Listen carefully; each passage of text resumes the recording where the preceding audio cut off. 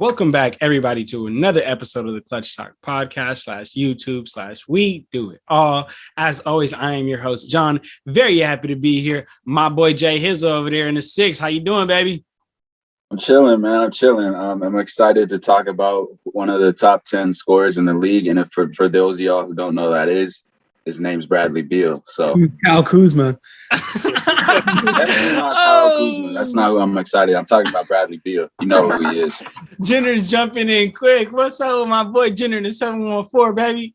Man, happy to be here. Excited to talk about the Wizards. I think it's going to be a fun season. Obviously, things got shaken up with the Westbrook trade, so it would be an exciting season to see how it goes. Man, definitely. And we got a real exciting season. And we got things that we need to talk about over there in Washington at the Wizards. So, for that, we had to bring on a very special guest, man. It's hard to find a Wizards fan out here, man. It is hard. So I'm very happy that we were able to find Jesse. Jesse, we are very happy to have you on. You want to introduce yourself to the fans? Yeah, man. Well, they kind of dragged me out of retirement. Being a Wizards fan has been tough, but I'm from Los Angeles. Funny story for the Wizards, I'm from LA. I'm not from Washington. And anybody who's not from Washington, how Wizards. It's like, to be honest, 2K. 2K12, Michael Jordan on the cover. That's how I got into it. I made this 6'9" point guard that can shoot threes. And I got drafted to the Wizards, and ever since then. Oh, that is a great story. That's an awesome story. Honestly, that's a super dope story, man. Yeah, So I'm happy to have a great Wizards guest like you, Jesse. So that's perfect, man. So you ready to get into this Wizards talk? Yeah, man. Let's do it.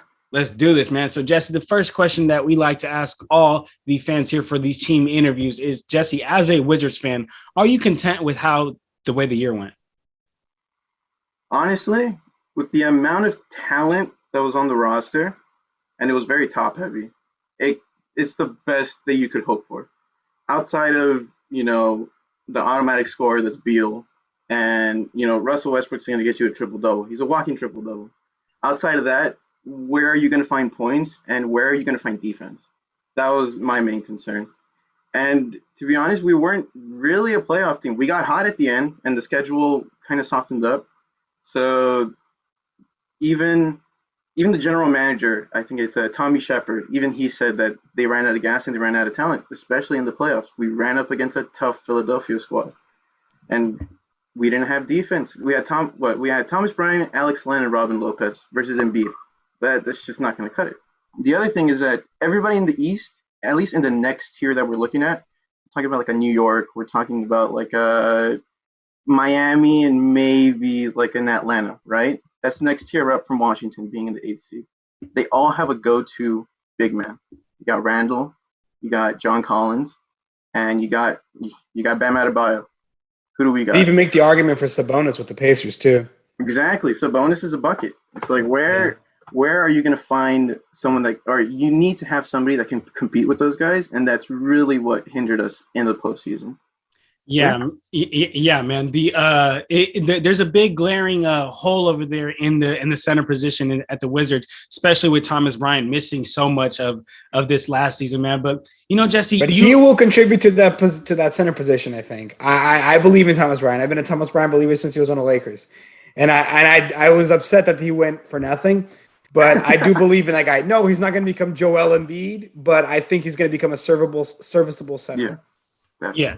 I definitely think that, man. But Jesse, we just want to talk about one of the things that you brought up. You brought up Russell Westbrook. Let's just go ahead and get into what everyone is here to listen to, man. Huge 5-team trade with Russell Westbrook, and we'll get into the other players involved later. But first, give me your initial thoughts and your initial reaction to that trade as a Wizards fan, because I'll tell you firsthand, me and Junior, we're Lakers fans, right? So I can tell you our reaction for firsthand, but I want to know from your perspective as a Wizards fan, how did you feel about that? To be honest, I think you kind of have to back up a little bit, because the general manager, Shepard, he's been accumulating a lot of second-round draft picks, like throughout the course of his tenure. Like, he's only been general manager for about 2 years, you could say, but he's been getting a lot of these second-round draft picks. and he deployed a lot of them in that trade. Like he traded away about like 5, I want to say, if I remember correctly. Yeah, in the rest trade, he sent out 5 second rounders, and in return, he got a bench. And I think that's really important because again, we were top heavy. You get Russell Westbrook out of there. You let Hachimura develop, and then you let Danny develop, our number 9 pick last year. So it's a really good trade-off. You get more salary cap, you let your young guys develop, and you get a bench. I think over the long term, 2 or 3 seasons, hoping Beal resigns, I think long term we're in a good position. Okay, all right. So let me talk to my guys about this one, man. Junior, I already know your take on this trade, and we were together when this trade went down. But so I already know your take on this. But so let me get Jay Hill's take real quick on this Westbrook trade. So Jay Hill, talk to us about how you initially felt. You know, being a third party, not Lakers and not Wizards. First of all, I just have to say for the Wizards, amazing trade. You get rid of a guy like Westbrook. Not to say he's never won a championship, and for all the accolades that he's accomplished, and I'm not taking anything away from him. He's a great player. We've seen what he's done. He's a triple-double machine, the leader, all-time leader in that category. But ultimately, triple-doubles don't win championships, and that backcourt wasn't working out for them. No. So like Jesse spoke on, you know, the assets that they got in return, Kyle Kuzma, who I think Junior spoke about it the other few episodes ago, who's a great, amazing player. Obviously, he took a step back and he was a role player for the Lakers, but just the fact that he can do that and he's able to, you know, take a step back where before he was averaging, you know, 17, 18, and he was the 1, 2nd, or first option on, you know, a young Lakers team. And now I think he's going to be in a position to do very, very well there and flourish as being, you know, one of the 3 top options on that roster. And then Montrezl Harrell, I think he's going to be a beast in the East, honestly. No rhyme there. I mean, just I think he's going to eat as you know, we talked about them needing a big man. I think he's great if they want to play small. They put him in that 5 for a replacement for Thomas Bryant, who we don't know what his health is going to be. I think that's a great addition. And then a lockup defender, adding Kentavious Caldwell-Pope, is a great addition. You know, a championship proven player. So I think they won. And you get rid of a contract like Westbrook. And honestly, I don't know how they're going to do. He's been played with a lot of great players throughout his career, and just add LeBron to the list, probably obviously the best he's played with, some would say. But I would you say that, Justin? I'm just saying some would say. Jay Hill, you got to give him a backstory. You got to tell people. Give Jesse some context. You got to give the people a backstory. You're the biggest KD lover. Jay Hill, just so everyone knows, that Jay Hill said that because Russell Westbrook also played with KD, and Jay Hill loves KD. That's his guy, man. So he's got to give the fans some context. Yeah, no, I mean, I obviously think KD's a great player, and Westbrook's had a chance to play with 2 great players, and top. Arguably, you can make the argument that Beal's a top 5 or definitely a top 10 scorer in the league, and KD's is probably the best scorer in the league, if we're being honest. And I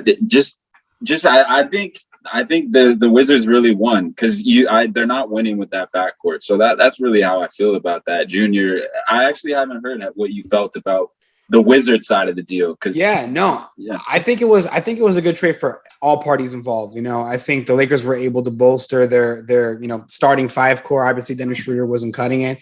And the Wizards were able to, like Justin said, that Beal Westbrook thing was, I almost thought it's like sprints. Like you get good results out of it for a while, but it's not going to last too long. So, I mean, Justin said, I don't think that backcourt was winning anything particularly. So I think that the Lakers win and the Wizards win as well on that trade. You know, they're able to pick up some good assets in Kuzma, KCP. I know Justin said lockdown defender. I would have loved to see some lockdown defense last season, but he's definitely a championship proven player. And I mean, actually, if you do look at the 2020 run, he was probably the 3rd best player on that Lakers team behind LeBron and AD, obviously. And no shame being behind LeBron and AD. So I do think that the Wizards they definitely benefited from the trade as well. It wasn't as one sided as other trades we've seen in the past. Yeah, man, and that actually transitions us is perfect into my next question that I have for you, Jesse. While Jahil was talking, he mentioned to us that it's good for the Wizards to be able to get off not only Westbrook and his, I guess some would say, inefficient plays, but also his massive contract. Huge so that contract. exactly his huge contract. So my question to you, Jesse, is: are you personally, like Jesse, the person, are you more excited about getting rid of Westbrook in that contract? Or are you more excited about the players that you guys got? And, like how Jay Hill and Junior mentioned, KCP, Kuz, Trez. I know it was a 5-team trade. So you guys also got Aaron Holiday. You got Isaiah Todd. You got Spencer Dinwiddie was also part of that. Spencer, man. Yeah, Spencer was a steal. The Spencer was. I got some questions for Spencer. We'll get into Spencer, but talk to me about did you feel more excited about the players or getting rid of Westbrook as a Wizards fan? As a Wizards fan, I was happier about the Westbrook contract because what really happened is you have John Wall's massive contract from years ago, and you trade that contract for another massive contract in Russell Westbrook, but you're able to flip Westbrook into something good. So it was just long-term planning. And at that point, Russell Westbrook was more valuable now, and we were able to get that return. It's hard for me to say, I have to choose one because they were both really good moves. And now with that bench, it puts us in a really good position going forward. However, I'm not saying that like Russell Westbrook was just like a holdover. Like getting to the playoffs for Hachimura and our two young guys, that was key. And Hachimura was studying Westbrook, like that he was able to spend the whole season with a player of that caliber. Is like something he must have learned something, and he learned how the guy works. And look, that's a kind of Russell Westbrook is a kind of work ethic that doesn't come along very often. Like say what you will about how he plays, but his work ethic is just undeniable. So I think the young guys learned something from that. So it's not all, yes, inefficient play, don't get me wrong, but there are other things that Russell Westbrook brought to the Wizards in that 1 year that he was there. Yeah, a player like Westbrook brings tons of intangibles, man. But Jesse, I think I know your answer, but I gotta get it on wax here. I gotta get it from you. But sure. Do you think, now that Westbrook's gone, shipped out to Los Angeles, do you think that Westbrook and Beal could have worked? I don't think so. Okay. I think it was just a short-term solution. Me too. Between the contract and between, keeping Beal happy, because look, let's be honest, Beal was not happy before Westbrook. He was looking for a way out, and it was a short-term holdover solution. But that being said, it's just Westbrook. He's inefficient. He's a ball-dominant guy. Yes, he gets his triple doubles, but he takes over a lot of the offense. Beal is a guy who needs the ball to score. And the other problem is that the Washington spacing was just not there. Outside of Dennis Bertrand, who do you have? Hachimura can step out and hit a three, but it's not floor stretching. He's not reliable at that three-pointer. So it just, on the makeup of the squad, it just wasn't going to work. Whereas now, with the drafting of Chris Burt, you also have KCP coming in, and you also have Bertrand coming off the bench, maybe. Now you have more spacing, and now you let Beal operate. He's either going to collapse the defense and throw it to a corner, or he's going to take a guy ISO and nobody can help off of him. So just squad construction-wise, it's better now than it was, and I honestly don't think with the squad that was there, the Russell Westbrook Beal backcourt was not going to be able to work. Yeah, man, I personally would agree. I don't know if Beal and Westbrook would have ever worked, but I want to get your opinion also on the next duo. We just talked about Spence. You guys got Spence for a steal, man. So how are you feeling about Spencer Dinwiddie and his pairing with Bradley Beal?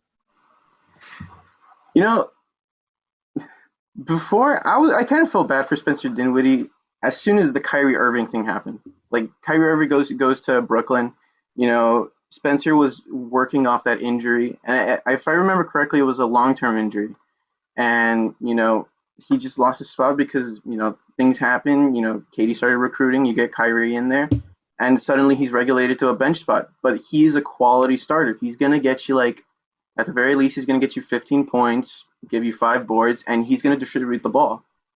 And he's occasionally, like, if you need him to get a bucket, he's gonna go get you a bucket. So you don't lose that, second scorer, second option from Beal, because Beal does need that second scorer. He needs help. So that's really good. And fit wise, it's just better. And he comes in being traded with something to prove too. Like, he lost his spot. He's coming in. He's like, he gets another shot at it, at being a starting point guard. He's going to be good this season. Okay. So let me ask you something really quick. Sure. I know, obviously, I want you to think realistically and not as a fan, but does Bradley Beal finish his career on the Wizards? And if not, how long until he's gone? I think the answer to that question is going to be solved this season. This season. Interesting. Because big season come ahead. This is a big season. No, it really is. This is a big season. Tommy Shepard, the GM, has really put all his chips on this season. Okay. Because, you go grab a bench for him, the squad is more evened out. But, like, you do all these moves for Beal, but Beal's he has a player option at the end of the year, I believe. If not, it's at the end of next year. But time's ticking, and if this doesn't work, Beal's going to walk. He has that player option. Maybe if we find out early that it's not going to work, we can trade him for assets. But this is it. This is crunch time. If it doesn't work this season, yeah. What's an acceptable finish for the Wizards? Because obviously, I mean, you could be realistic, but do you think they're winning the title? Probably not. But it's not like title or bust for Bradley Beal to say. What would you say is an acceptable result for the end of the season? We were an unconvincing 8th seed, but Justin knows about that. No, I'm kidding. He takes off his glasses like, excuse me. No, I'm kidding. Go ahead. Realistically, I think we're better than Boston. So a 7th seed would be just about what I'm thinking. Okay. It really depends. Miami has a good squad on paper, but that's the thing. It's on paper. Once they start playing, sometimes the wheels fall off. Well, they got Kyle Lowry now. Yeah, that's the thing. You got Kyle Lowry. Gotta see how. Yeah. And again, Indiana, see how things gel. Indiana, it's another team that's like, mm-hmm. Are they there? Are they not? It's a little tough with the Pacers. I feel like sometimes. Right, but I think realistically, a 7th, 6th, if all our pieces gel and everything's done well, 6th seed would be really good. Yeah, so Jesse, on the next segment, let me tell you a little bit about it. We got Clutch Talk timeout. So usually what I'd ask is, who is the number one option on your team, on the person's team? And on the Wizards, it's clearly Bradley Beal. I mean, no questions asked, unless you have any objections. Is it Bradley Beal? Is it number one in clutch time? Right. So my next question for you is, in the upcoming season, mm-hmm.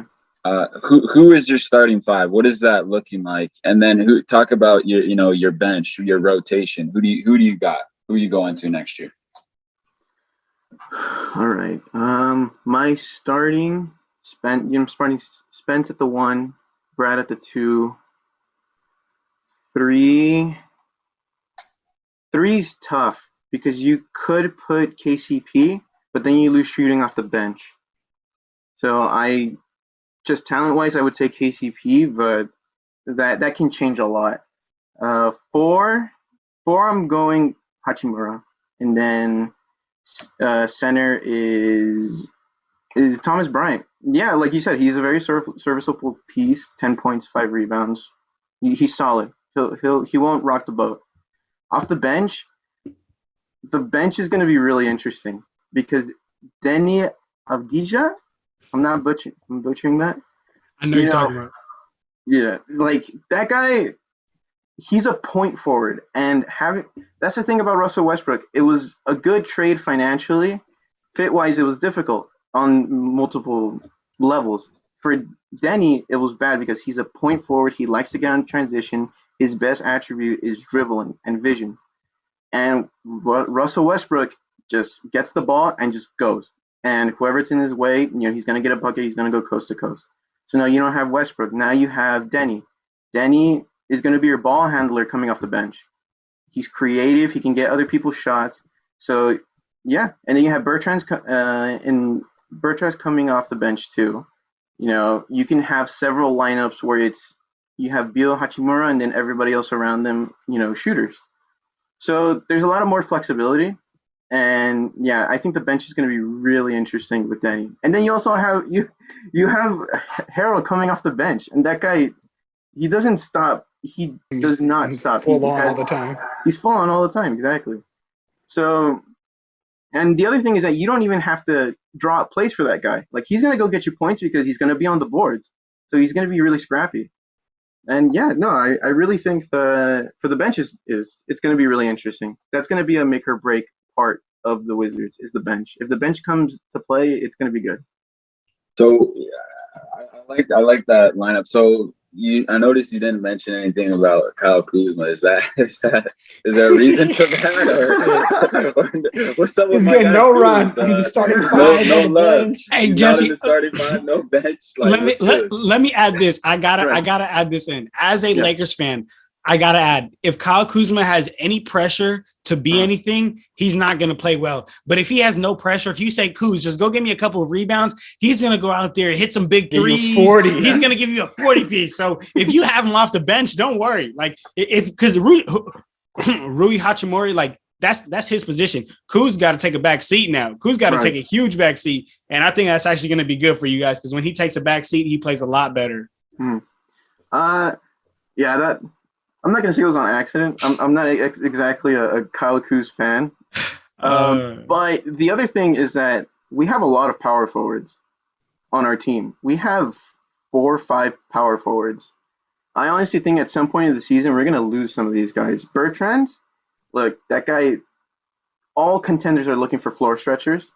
And the general manager, Shepard, if he gets a good deal for him, I think he lets him go. For Denny, the only untouchables are probably Denny and Hachimura, just because they're so young and you want to see how they plan out. Montrezl Harrell is another thing. He's an unrestricted free agent after this year. The season, yeah. Yeah, so if you're not trying to re-sign him, you're going to try to flip him for assets also. Kyle Kuzma, I mean, it's the same thing. All right, his contract is still good, but I can see him being flipped for assets. And Shepard has a history of flipping bench players for second rounders and throwing them as sweeteners for other deals. So I don't think it's out of the realm of possibility that either Kyle, Montrez, or Bertrand aren't on the roster for the rest of the season, or at the end of the season.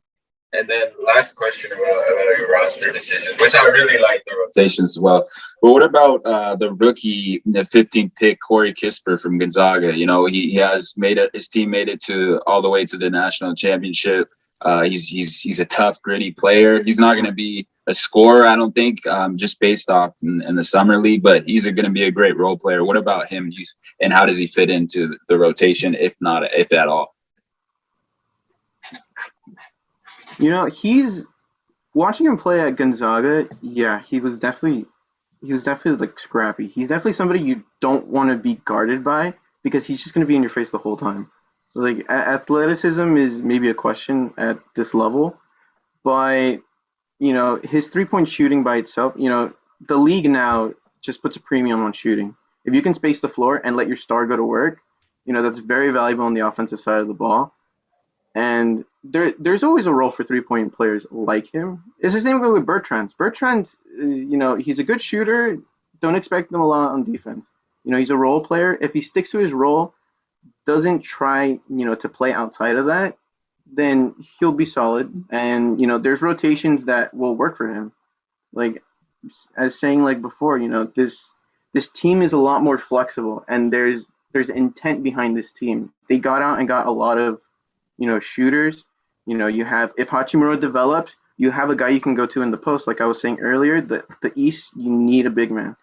With Russell gone, I think Hachimura gets more touches and he develops a lot faster.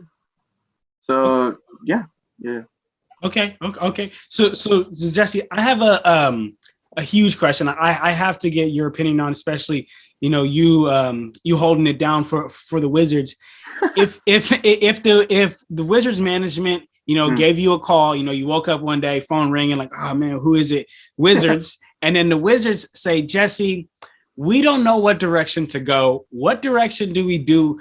Like, do we tank? Do we build around Bradley Beal? Because I need to know, because right now it really looks like you guys are in that no man's island, or that 7 to 9 seed, to where you're going to make the playoffs, but you're never going to get good draft picks. You're going to get bounced in the first round. If you got lucky, make it to second round. Play-ins, right? So talk to me about, how do you feel about the situation? Do you personally want to see them tank? Do you want to see them build around Bradley Beal, or how do you feel about that? Let's see. You're in a tough spot, because the other thing, you have to consider contracts in all these situations. Brad Beal has a player option and he can leave, and I think management has already made a decision by that Russell Westbrook trade. So they really are stuck between a rock and a hard place right now. You try to convince Beal that this team is going on an upward trajectory, and by getting to that 6th seed, I think you do that. You convince him to stay another year, and you don't tank. As soon as Beal loses confidence in management, you got to blow it up. That's in my opinion. Just looking at it objectively, so you have to blow it up. You have pieces. You have Bertrand. You have these valuable pieces, standalone pieces, that if you were to blow it up, you can get assets from contenders. So you're not in a bad spot either way. As a fan, I'd much rather hold on to Beal and go on that run to the 6th seed. But yeah, it's a tough call. It really is a tough call. Okay, what do you think you can back for Bradley Beal? I'm sorry. What do you think? What kind of assets do you think you can get back for Bradley Beal? If, say, you were to trade him. Honestly, it depends on where, but like, you can land a top 10 player in the league. But then you would also have to look at in my opinion, you have to look at contracts also. Yeah. Like you don't. Oh, you definitely do cap wise. Cap wise, right? But you could also, what you could do is trade Beal away for maybe an aging star that has a lot of salary left, and then if that team throws in a few picks and like some young players, I think that would be acceptable. I got a team for you. I got a team for you. So say Bob Myers calls you up. You're the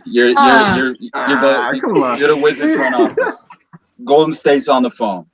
We say, I'm Bob Myers. I say, who do you want on a roster? We want Bradley Beal. We want to pair him with Stephen Curry in the backcourt. Who do you want from us? Who are you taking? We got James Wiseman. We got Klay Thompson's his name's been thrown around. We got Jonathan Kuminga, Moses Moody. We got a lot of options. We got picks. We got a lot of. So who do we got? Andrew Wiggins. Who do you want in a trade back from the Warriors? Who's been thrown around a lot in those rumors? I think you try to get a combination of Moody, Kuminga, Wiseman, and throw in a pick, and some kind of combination. If you get Klay, you can flip him. Would you flip Klay Thompson? That's a great player. Would you trade Klay Thompson, Jay Hill? Well, yeah. If you're the Warriors, do you trade Klay Thompson first of all? Like, if the Warriors can get Bradley Beal, without Klay. No, I that's just a hypothetical trade. Yeah. But and there's also Draymond. But I'm just wondering, as a Wizard fan, who do you think? What do you think, as Warriors, who's been rumors of that trade happening? As a Wizards fan, who would you want back in return for Bradley Beal? It would have to be a combination of one of the three, and then if you're getting Bradley Beal, you can't have Klay Thompson on the same team unless you're playing small ball the whole time. So I think Klay Thompson has to be in that trade. So it would have to be a Klay Thompson, a young player, or a pick, something of that sort. Boy, if the Wizards could get Klay Thompson and Wiseman from the Warriors, sheesh, that'd be great. That'd be the great move for the Wizards, and I think a great move both ways. Ooh, that would be good. That would nah. You- That's not for the the Warriors. Wait, I don't think the Warriors are giving up Clay for Bradley Nah. Beal. No, I agree. I don't think they would do that. I think Klay Thompson is absolutely untouchable. But I'm saying if the Wizards were able to pull that off, that'd be like the greatest thing Oh that's yeah, happened to them. yeah, I agree. Okay. Yeah. Okay. All right. Aside from Kevin Durant walking on in free agency. All right, Jesse. So I think I know your answer to this, because I don't think you're crazy, but I gotta ask, Jesse, do you think that the Wizards, I know you want to, I know in the desires in your heart are please keep Bradley Beal, but do you think the Wizards should do right by that man and trade him? Because Jesse, I genuinely feel bad for the guy. 60-point loss, 50-point loss, 45-point loss, 46-point loss, 50-point loss. It's just, and this is all this season. So, as NBA fans, we know that, the rumors is like the Wizards need to do right by Beal and send him to a contender. How do you feel? Do you selfishly want to grow with Beal, or are you like, man, thank you for what you've done. Just go ahead and win? Man, this is why I retired from being a Wizards fan in the first place. It's a tough situation to be in as a fan, because you're like, you want Beal to have all the success. We drafted him. We watched him develop to a superstar that he is now, and like I think now we have the management in place to get him to where he wants to go, but now timelines are misaligned. This GM just got here, and he might be the one to develop a squad around him to get him to where he wants to go. But Bradley Beal's 27, 28. His time to win or his time to compete for a championship is now.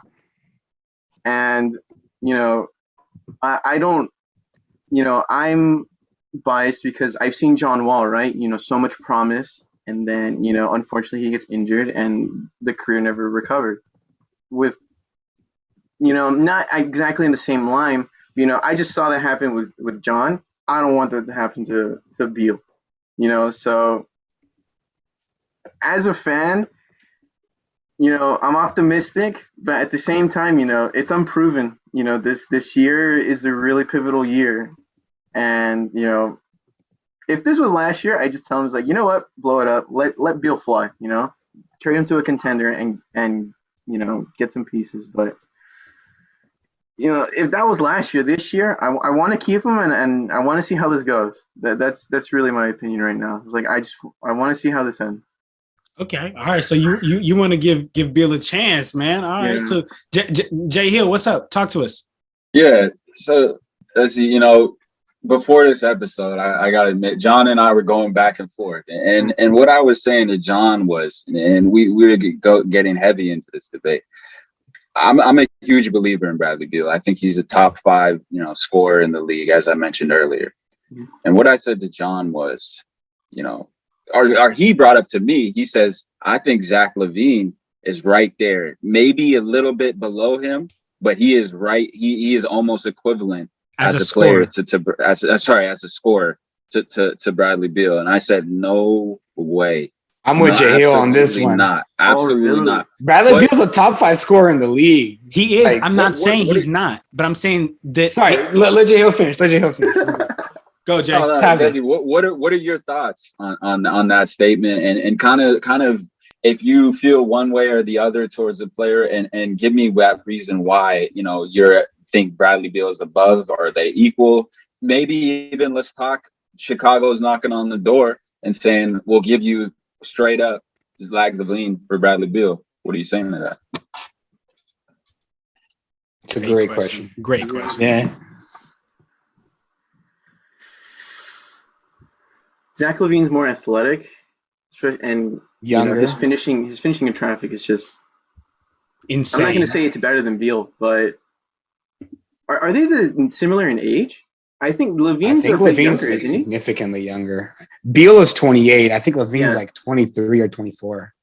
Zach LaVine is. I don't know about significantly. He's like 25. I want to say he's 25. He's 25. So 3 years.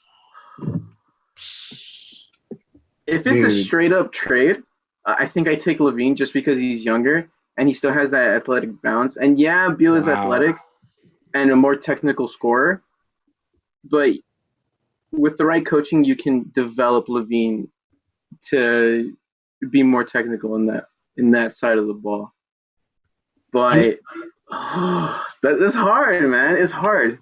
It's hard. I'm getting You at least realize- something. okay, I'm getting you- something Jesse, else out of Chicago. You do realize that Beal was the second leading scorer in the league last year and the second leading scorer in the league the year before, right? You're giving up a player who's averaged 30 for a player who's he's gone up a year, like yearly. His average has gone up yearly scoring in Zach LaVine, but he's never touched close to 30. I think his most was 27 points per game, and he's a high volume scorer. He has the ball in his hand a lot. Bradley Beal was playing with Russell Westbrook. We both know that, and still putting up those numbers. So you're willing to do that? I want Brad you Beal to think is about it a insane. little more. Like The reason I think. wa- That's just Kevin Durant, James Harden. After that, you're probably talking about Bradley Beal to score. Maybe you want to throw Steph Curry in there too. Obviously, you want the scoring title, but after that, you don't get past 5 without at least mentioning Bradley Beal. Like that's a dangerous scorer. Yeah. I'll get to 10 before I get to Zach LaVine. I think. Wow, no, you won't. No, you won't. As a scorer, Junior, as a scorer, no, you won't. You don't realize I'll that sit and think. Zach I'll sit and think, LaVine- but like Zach- I'm probably taking Devin Booker over Zach LaVine. what we're talking Yeah, about. absolutely. Zach I'm taking Devin LaVine. Booker. Zach Yeah. LaVine is averaging 28 points per game. This last year, averaged 28 points per game on 50% shooting from the field and 41% from I'm the talking three. about efficiency. No, okay, but Okay, because- I want an efficient player. I don't want you just chucking up, missing. I want an efficient player. Bradley Beal, yes, he scored less points. I mean, Zach LaVine, yes, he scored less points than Bradley Beal, but Zach LaVine did it on a higher efficiency from the 3-point line and a higher efficiency from the field and a higher efficiency from the free throw line. But I gotta give it to you. 32 is that's insane. But let's not act like Zach LaVine is crazy. Like I was quiet the whole time you guys were talking, but the second you said 10 scores that are better than Zach LaVine, no, dog. I could think. I gotta make a list. I'm gonna make a list. I could be wrong. I could be wrong. And He to could be counter like, you, John. like 8 or 9, but not 5 like Bradley Beal. Okay, Exactly. So just real quick.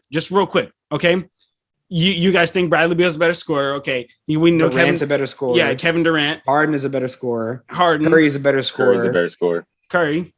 Devin Booker's a better scorer. Mm, I would say so, but you start getting close. it starts you getting real iffy. see- It starts getting. That's what I'm saying. you 10 see, is a lot of players.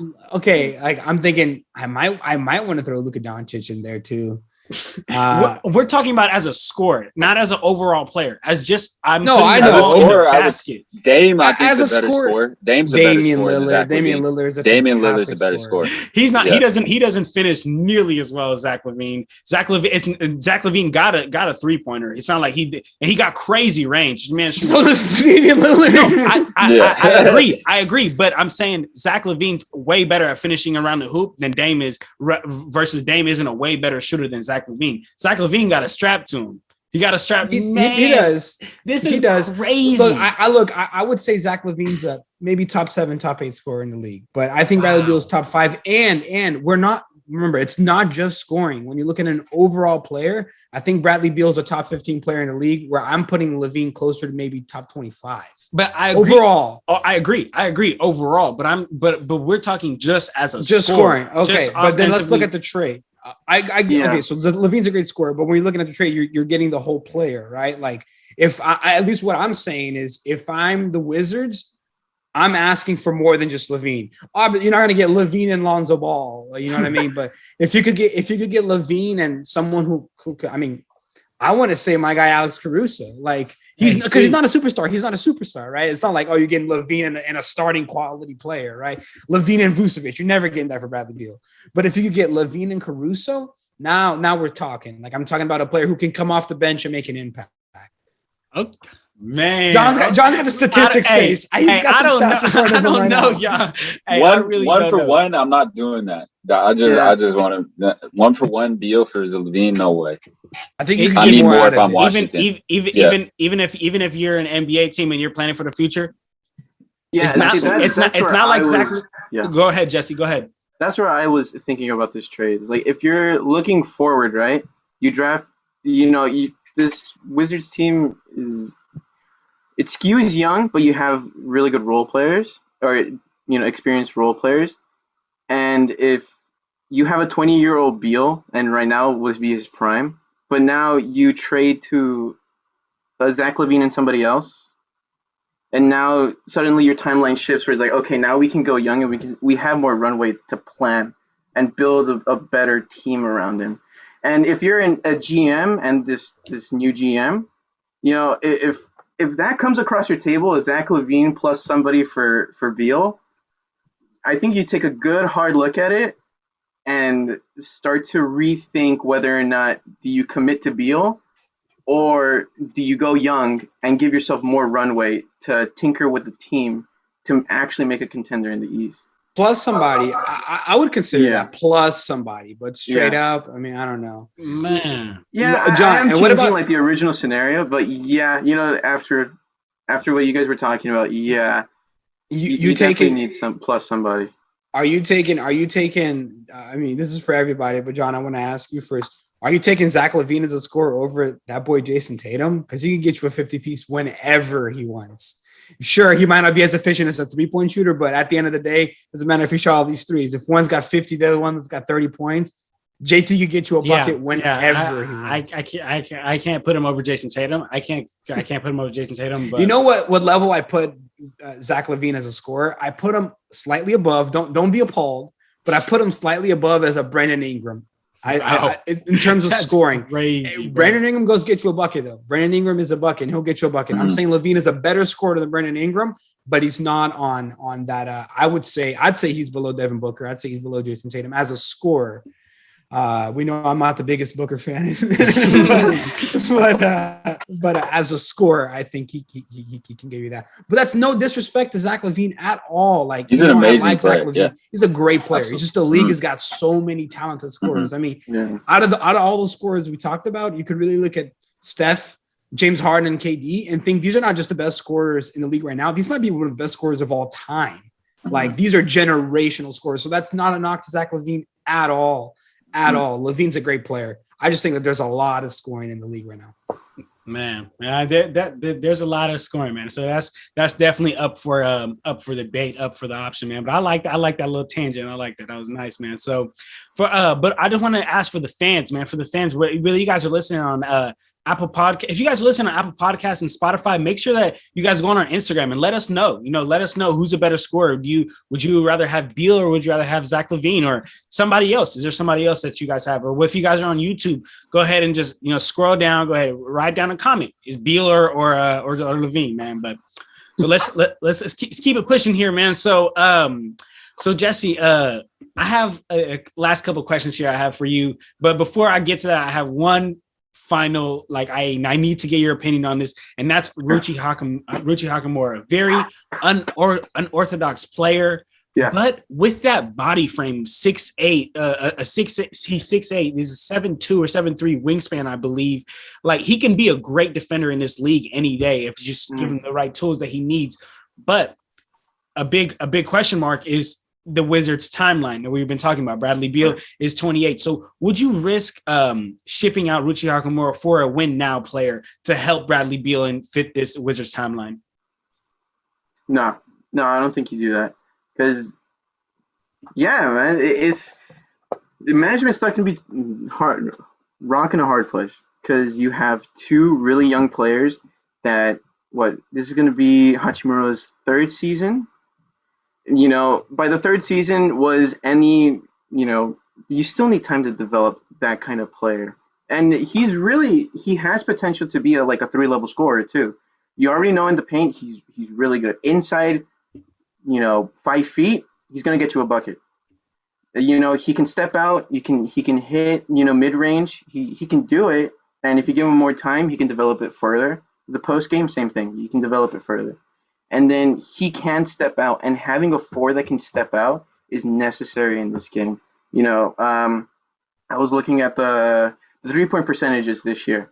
It's like the three out of the four championship contenders, they were in the top 10 at 3 point percentage. The only one outside was Atlanta, and they were 12. So you need shooting and you need spacing if you're going to contend. And if you trade away Hachimura, then you trade away that potential to have that big that can step out, but also dominate in the paint. And I don't think that's something you let go of, even to get Bradley Beal, some help. Because Bradley Beal, he's on the older side. The contract can either fall your way or not. There's a lot of risk in going all in for Beal, and to that extent. So, yeah. Okay. All right. So Jesse, as we start to wrap it up here, these last two questions that we'd love to ask the fans here is first being, Jesse, if we can't account for health, hopefully we have a great year this year, no COVID, none of that. If you have a healthy roster, where do you guys finish? We have a healthy roster.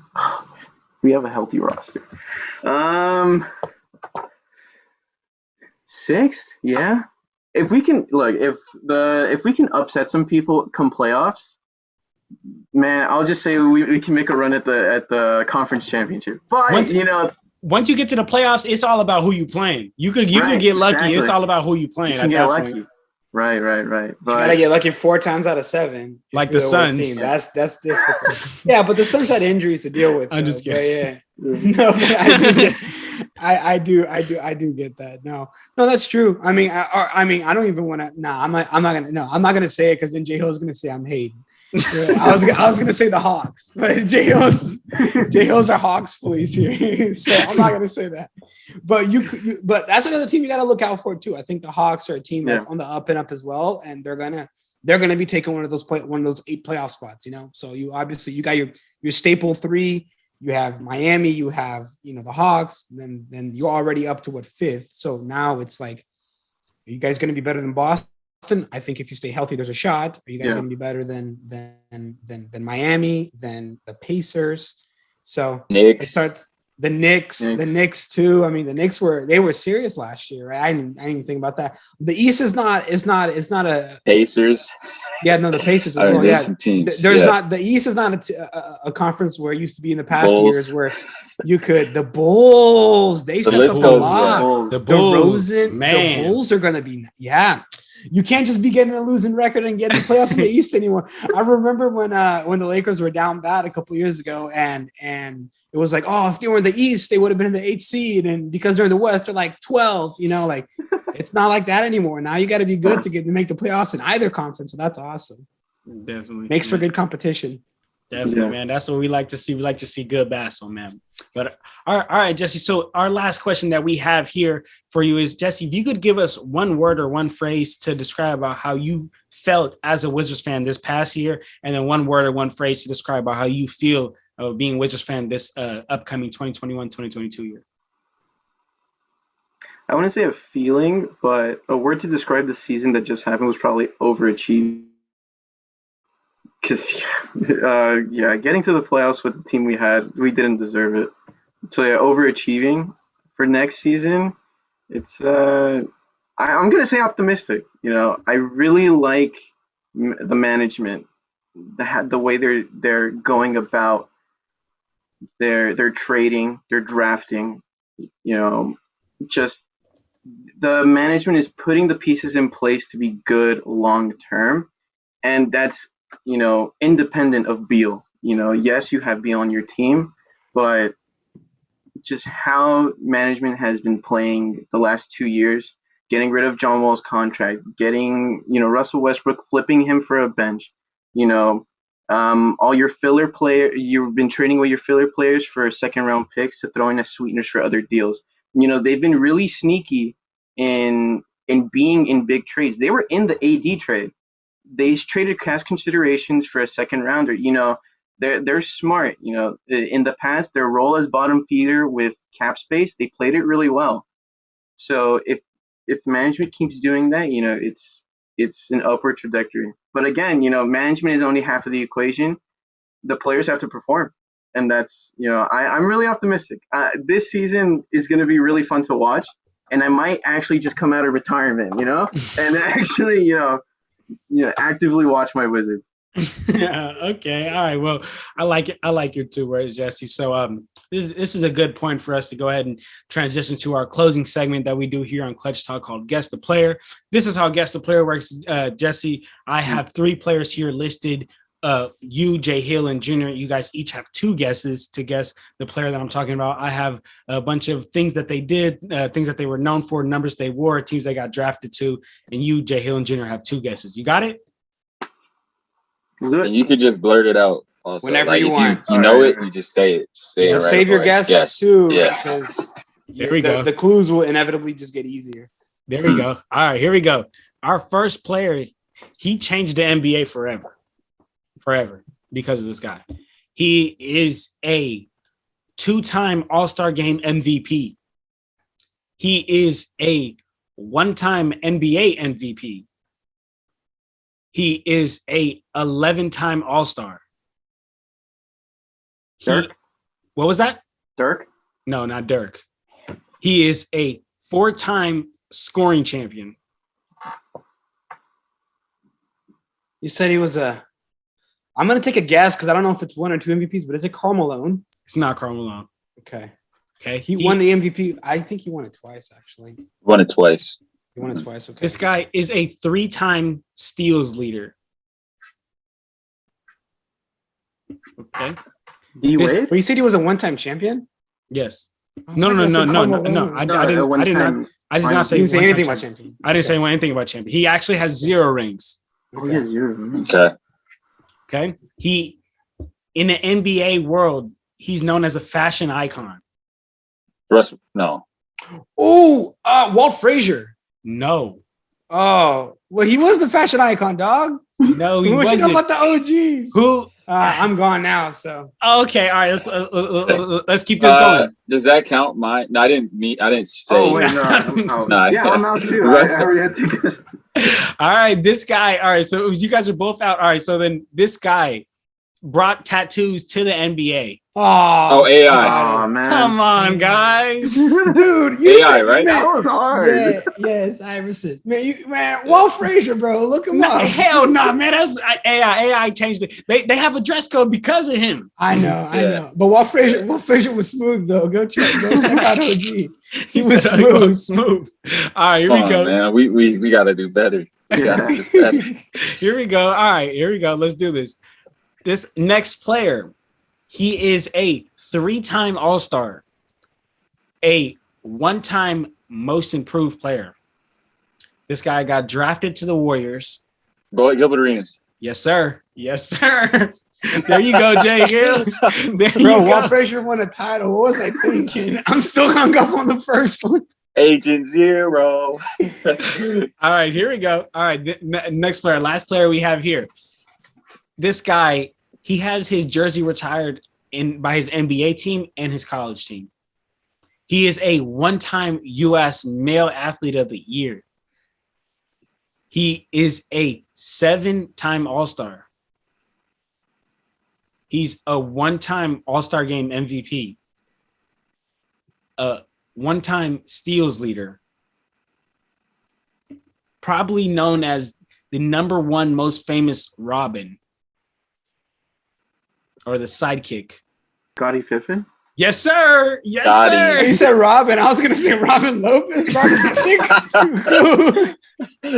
You're hilarious. You said Robin. I started thinking, man, like, bro, there's only one Robin I think has ever played in the NBA. And I know he did not pick Robin Lopez for this week's guest player. There's no chance.